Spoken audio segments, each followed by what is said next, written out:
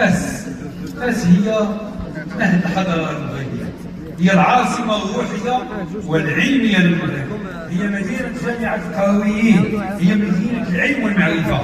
فاس كانت تبقى ملتقى الحضارات، كتستقبل منذ قرون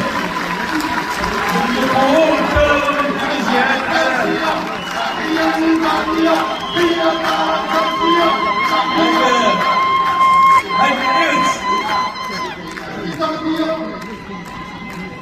هذا الإرث العلمي والروحي ماشي غير تاريخ، ماشي غير تاريخ، هو واقع كيتجدد كل يوم.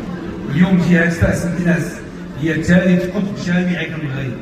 المعرفة والعلم ما عندهمش مسار واحد، كاين طرق مختلفة للوصول للتعلم، وكل واحد خصو يبقى الطريق ديالو. مسار التكوين خاصها مسارات ديال التكوين، خاصها تتقرب مع لي بوزوان ديال لي زابرونون، ماشي العكس.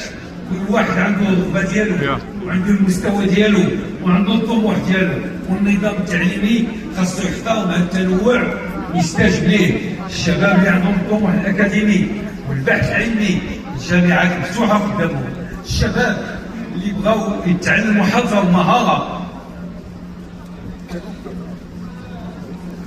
كاين مسارات واعدة للتكوين. الشباب اللي عندهم فكرة ديال مشروع، عندهم فاس سمارت فاكتوري، مشروع اللي كيدعم حاليا المشاريع ديال ستارت اب باش يخلقوا وحدات صناعية جديدة كتنتج منتجات مبتكرة. الشباب اللي بغاو يجمعوا بين الدراسة والبراتيك، التكوين بالتدرج صيغة ممتازة باش يوجهوا للسوق ديال الشغل بوقت وجيز. الشباب اللي في واحد الوقت عاشوا الاكسيدون باركور، الدولة خصها تكون بجنبهم وتعطيهم مدرسة الفرصة الثانية.